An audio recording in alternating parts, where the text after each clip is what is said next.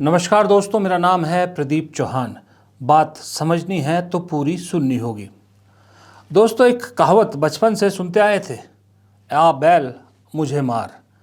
इसका सही राजनीतिक मायना आज अगर आपको समझना है तो आज के सदन में जो हुआ वो ज़रूर देखिएगा, और उसके बाद प्रियंका गांधी का जो भाषण हुआ वो देखना तो आज की डेट में कंपलसरी है अगर आप राजनीति में इंटरेस्ट रखते हैं, देश की राजनीतिक बहस में इंटरेस्ट रखते हैं।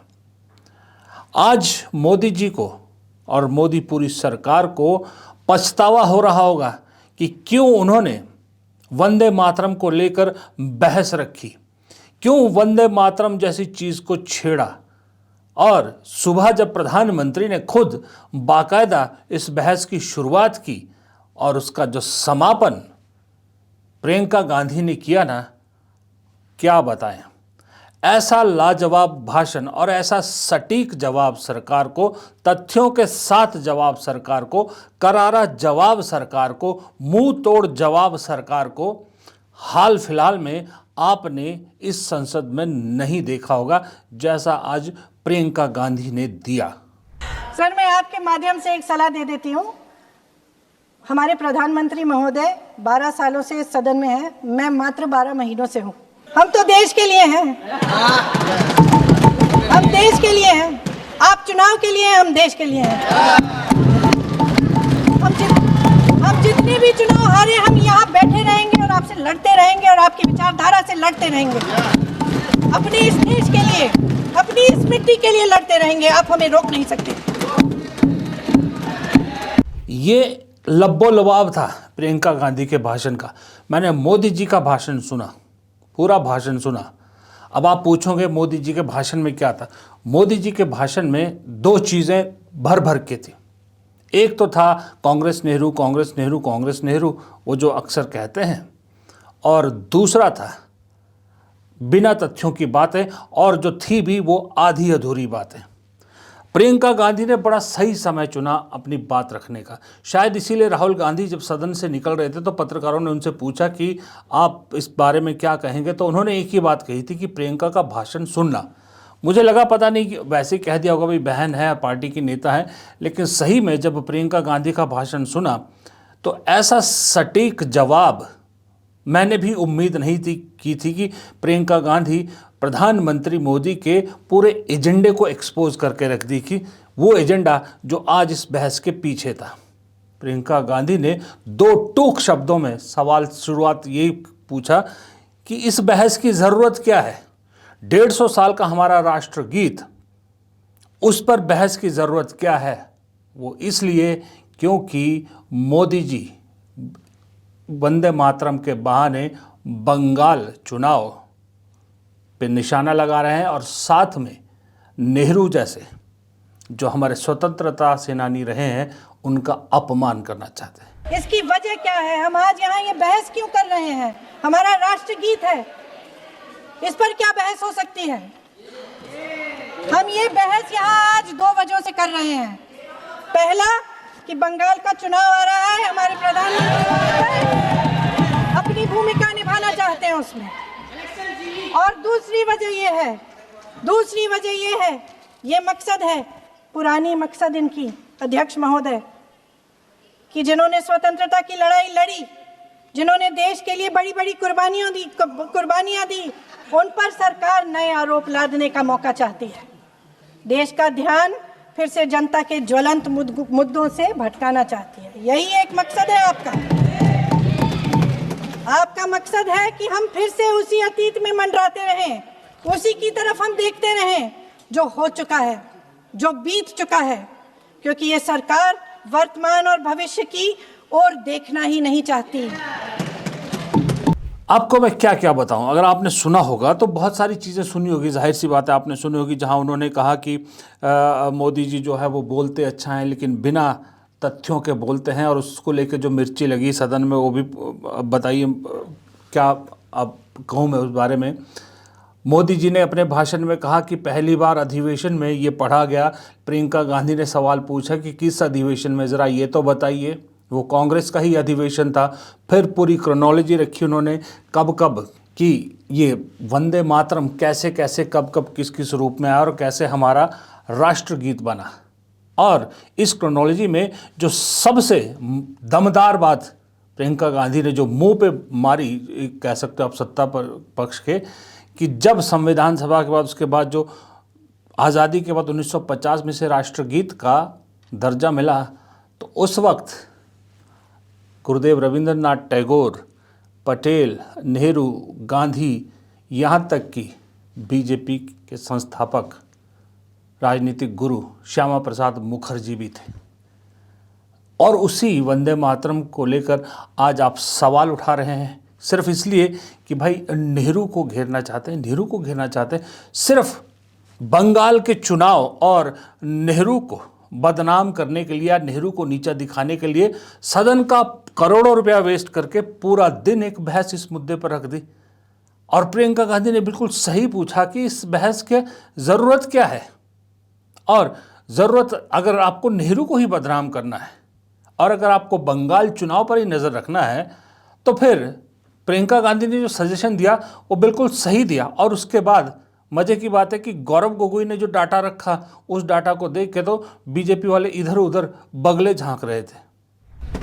फिर भी छोटी सी सलाह है, उन्होंने अभी हाल ही में चुनाव था कुछ महीनों पहले, उन्होंने एक सूची निकाली थी कि विपक्षी दलों ने और विपक्ष के नेताओं ने कितने अपमान किए हैं इनके, और उसमें शायद 90-99 ऐसे उन्होंने अपमानों की सूची बनाई थी। तो मैं उनको एक छोटी सलाह देना चाहती हूँ कि नेहरू जी से जितनी भी शिकायतें हैं, जितनी भी गलतियां उन्होंने की आपके जहन में, जितनी भी गालियां देनी है, जितना भी अपमान करना है, उसकी भी एक सूची बना दीजिए। नहीं, बात खत्म नहीं है। 999 अपमान, 9,999 अपमान, सूची बना दीजिए।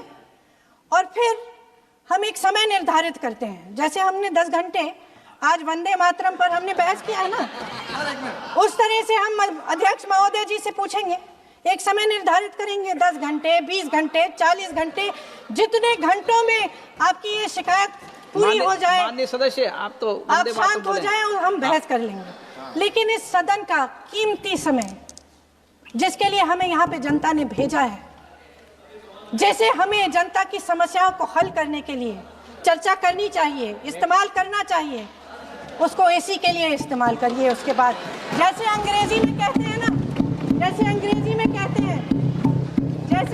में कहते हैं कि once and for all let's close the chapter, close कर लीजिए।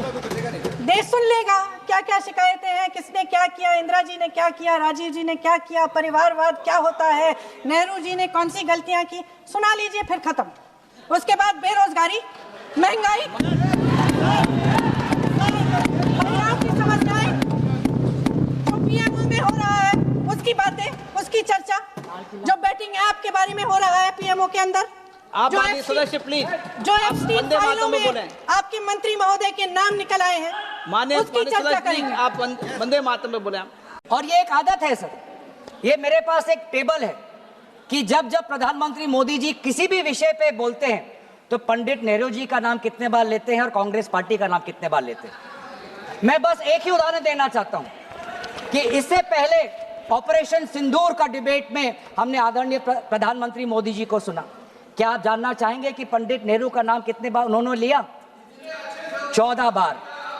ऑपरेशन सिंदूर पे 14 बार उन्होंने पंडित नेहरू का नाम लिया। और कांग्रेस पार्टी का कितने बार? 50 बार। वैसे ही जब संविधान का 75th एनिवर्सरी मनाया जा रहा था तब 10 बार पंडित नेहरू जी का नाम लिया और 26 बार कांग्रेस पार्टी का। उस प्रकार से जब 2022 में जब राष्ट्रपति अभिभाषण पे प्रधानमंत्री मोदी जी अपना बात रख रहे थे तो 15 बार पंडित नेहरू का नाम लिया। 2020 में, सर मैं आपके साथ तर्क वितर्क नहीं करने आया सर, 2020 में जब राष्ट्रपति अभिभाषण पर प्रधानमंत्री मोदी जी ने भाषण दिया तो 20 बार पंडित नेहरू का नाम लिया। तो इसीलिए उनका आज दूसरा उद्देश्य तो मैं समझ गया, लेकिन बड़े विनम्रता से मैं आदरणीय प्रधानमंत्री मोदी जी को मैं कहना चाहता हूं और उनके पूरे मैं दल को कहना चाहता हूं और पूरे इनके ढांचे को कहना चाहता हूं, आप चाहे जितना भी कोशिश कर लो, आप पंडित नेहरू जी के जो उनका योगदान था उस पे एक भी काला दाग आप लगाने में सक्षम नहीं होंगे। आप चाहे पूरे कोशिश कर लो, आप एक भी उन पे काला दाग लगाने में आप सफल नहीं होंगे। हालांकि प्रियंका गांधी ने एप्स्टीन फाइल्स और पीएमओ का भी जिक्र छेड़ा। उसको देखते ही आपने देखा होगा कि हमारे लोकसभा अध्यक्ष और सत्ता पक्ष को कितनी मिर्चें लगी। मैं दरअसल ये सारा आज आपको ब्रीफ नहीं करना चाह रहा। आपने सुना होगा, बहुत से लोगों ने प्रियंका गांधी का पूरा भाषण सुना होगा। मैंने कुछ कुछ पॉइंट आपको दिखाए हैं। दरअसल मेरा कहने का मतलब है, मुझे प्रियंका गांधी की एक लाइन अटक गई ना, मैं उसी को एक्सप्लोर करना चाहता हूँ या उसी को डिकोड करना चाह रहा हूँ। प्रियंका गांधी ने कहा कि प्रधानमंत्री को सदन में 12 साल हो गए, मुझे सिर्फ 12 महीने हुए। और उन्होंने एक चीज़ और कही कि आप यहाँ झूठे नैरेटिव गढ़ने के लिए हैं, आप यहाँ राजनीति के लिए हैं, हम यहाँ सेवा के लिए हैं। और जब तक यहाँ हैं हम आवाज़ उठाते रहेंगे, आपके खिलाफ बोलते रहेंगे। इससे आपको दो चीज़ें आज सदन में प्रियंका गांधी की, मुझे दो चीज़ें बिल्कुल साफ दिख गई। एक तो मुझे समझ में आ गया कि क्यों कांग्रेस में लगातार प्रियंका गांधी की पॉपुलैरिटी बढ़ती जा रही है। क्योंकि देखिए, सच्चाई ये है, आप माने या ना माने, मुझसे एग्री करें या ना करें, लेकिन सच्चाई ये है कि राहुल गांधी के पास डाटा होता है, तथ्य होता है, लेकिन इस सरकार को जिस भाषा में जवाब चाहिए, दिया जाना चाहिए, वो भाषा सिर्फ और सिर्फ प्रियंका गांधी जानती है। सदन में किस तरीके से पॉइंट टू द पॉइंट लाजवाब करना है सत्ता पक्ष को, प्रियंका गांधी ने इसे 1 साल में बहुत अच्छे से सीख लिया है। मैं ये नहीं मानता कि इन्होंने 1 साल में सीखा, क्योंकि इनके खानदानी है, खून में है, ये अच्छे वक्ता रहे हैं। नेहरू, इंदिरा, राजीव गांधी सब अच्छे वक्ता रहे हैं, और प्रियंका गांधी में वही लीनी जाती है। दूसरा, एक चीज़ और समझ में आ गई कि प्रियंका गांधी का भाषण जब भी सदन में होगा, आपको बीजेपी के बड़े नेता गायब दिखेंगे, खास करके प्रधानमंत्री और गृह मंत्री नहीं दिखेंगे, आज भी नहीं दिखेंगे। वो जानते हैं कि प्रियंका गांधी सदन में जो बोलेंगी, ऐसा ठोक के बोलेंगी कि उसका जवाब नहीं होगा। तीसरा, प्रियंका गांधी के आज के भाषण से मुझे एक चीज़ और पता लग गई, वो ये कि सही में मैं भी ये मानता हूँ कि अगर प्रियंका गांधी भी कभी प्रधानमंत्री के लिए अगर उनकी इच्छा करे, तो पीएम मटीरियल प्रियंका गांधी बहुत अच्छी हैं, पीएम मटीरियल हैं। और अगर पीएम मटीरियल नहीं भी है, तो कांग्रेस को लीड करने के लिए बेहद, जैसा आपको चाहिए ना, क्या कहते हैं, जोशीला नेता जो पूरी पार्टी में जोश भर दे, वैसी नेता हैं प्रियंका गांधी। राजनीतिक कार्यकर्ता डाटा से जोश में नहीं आता। राजनीतिक कार्यकर्ता आपके आरोप से या किसी एक इशू को उठाने से जोश में नहीं आता। राजनीतिक कार्यकर्ता में जोश आता है, आपका पार्टी का कार्यकर्ता जोश में खड़ा होता है जब नेता जोशीला भाषण देता है और नेता उस कार्यकर्ता के अंदर जोश भरता है। मोदी जी पिछले 12 साल में किस चीज़ की खा रहे हैं? मोदी जी में क्या ऐसी क्वालिटी है? मैं खुद कह रहा हूं, जब प्रधानमंत्री नहीं रहेंगे मोदी जी, जब इवैल्यूएशन होगा प्रधानमंत्रियों का, तो टॉप 5 प्रधानमंत्री में नहीं होंगे मोदी जी, बिलो 5 प्रधानमंत्री में इनकी गिनती होगी। इतिहास ये करेगा, क्योंकि इस 12 साल में ऐसा कुछ देश ने अचीव नहीं किया है जिसको लेके देश याद करे।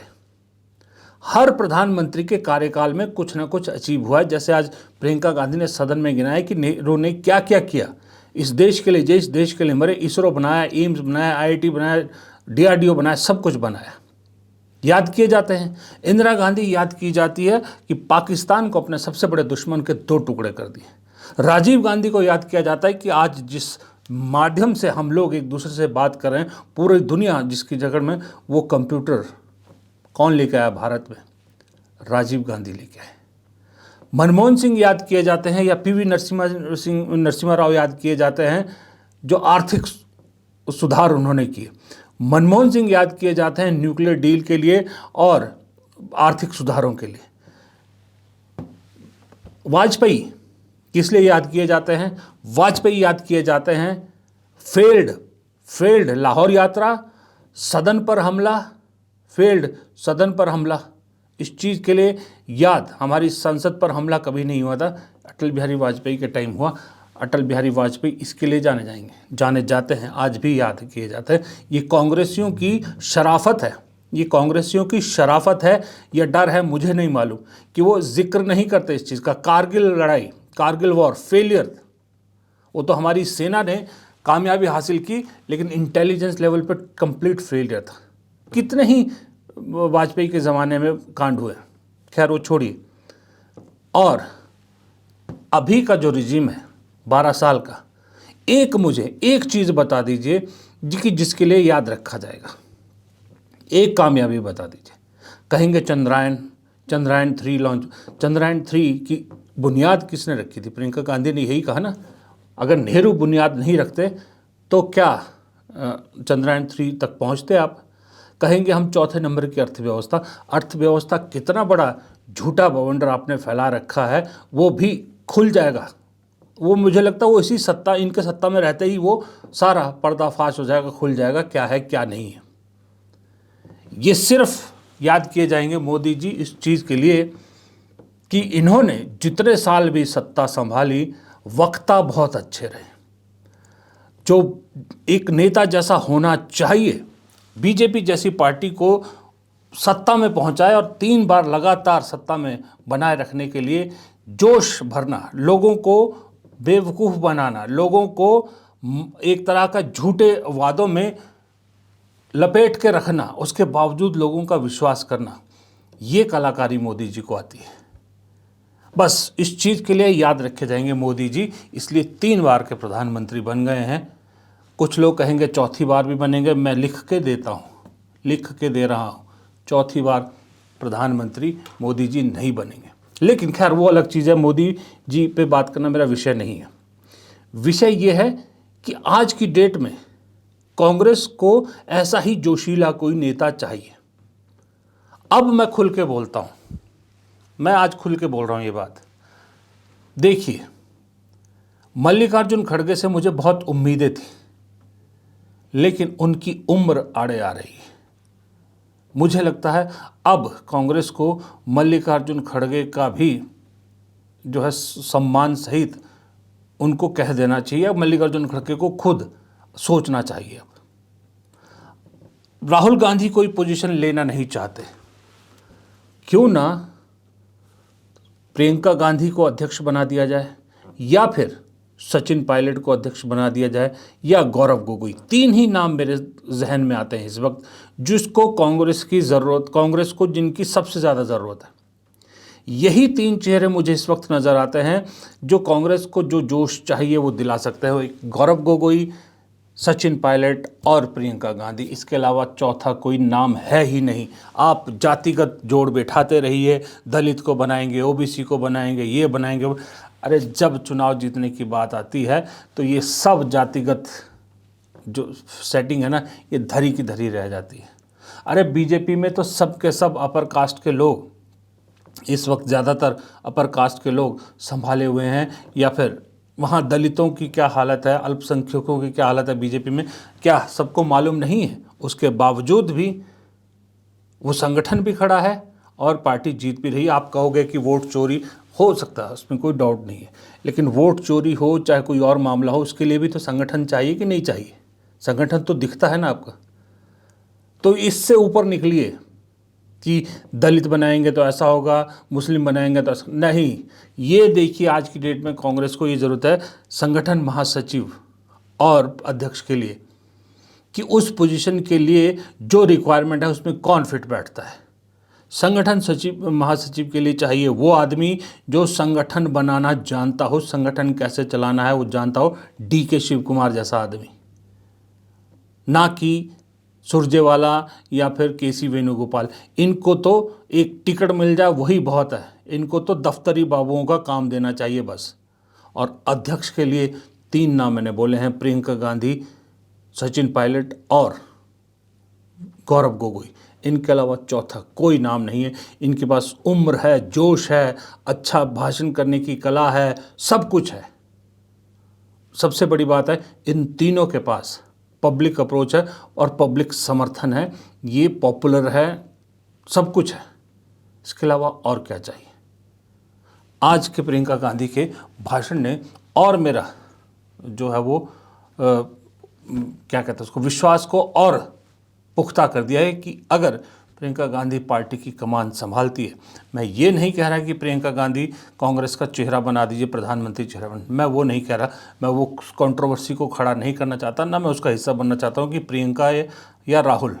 मुझे लगता है प्रधानमंत्री के तौर पे बेहतरीन चॉइस राहुल गांधी है, जब प्रधानमंत्री की जो सोच होनी चाहिए देश को आगे ले जाने के लिए, लाइक डॉक्टर मनमोहन सिंह, वो काम राहुल गांधी कर सकते हैं। पार्टी को कैसे चलाना है, पार्टी को कैसे खड़ा करना है, पार्टी को कैसे सत्ता तक पहुंचाना है, जैसे सोनिया गांधी ने किया था, वो काम प्रियंका गांधी कर सकती है। यानी सोनिया और मनमोहन का जो कॉम्बिनेशन था, वो कॉम्बिनेशन राहुल और प्रियंका कांग्रेस के लिए अब दोबारा खड़ा कर सकते हैं और कांग्रेस को फिर से सत्ता में पहुंचा सकते हैं। ये मेरा आंकलन है आज के प्रियंका गांधी के जो ताज़ा जो भाषण है सदन में दिया गया और उनके 12 महीनों के सांसदी के सफ़र को देखते हुए। फिलहाल इस वीडियो को यहीं ख़त्म करता हूँ। वीडियो पसंद आए तो वीडियो को लाइक ज़रूर कीजिएगा। आपके लाइक करने से हमें मदद मिलती है। ना जाने पता नहीं क्यों आजकल हमारा वीडियो की रीच ही नहीं पहुँच रही। लोग मुझसे शिकायत कर रहे हैं कि आपके वीडियो हम तक नहीं पहुँच रहे। मुझे नहीं मालूम क्यों नहीं पहुँच रहे। इसलिए आपसे गुजारिश करता हूँ कि भाई वीडियो को लाइक किया कीजिए। आपके लाइक करने से प्रेशर बनता है यूट्यूब पर भी कि वीडियो की जो है ज़्यादातर लोगों को नोटिफिकेशन पहुँचे, जिनको नहीं पहुँचती है। और कमेंट बॉक्स में आपकी राय भी हमारे लिए ज़रूरी है। और अगर आपने चैनल को सब्सक्राइब नहीं किया है तो इतनी मेहरबानी आप कर ही सकते हैं कि सब्सक्राइब का बटन दबा सकते हैं। कोई आपसे पैसा नहीं लेगा, कोई कुछ नहीं लगेगा आपका, और ना आपका कोई ज़्यादा झंझट होगा। आधे सेकंड का काम है सिर्फ सब्सक्राइब का बटन दबाना और लाइक का बटन दबाना। नमस्कार।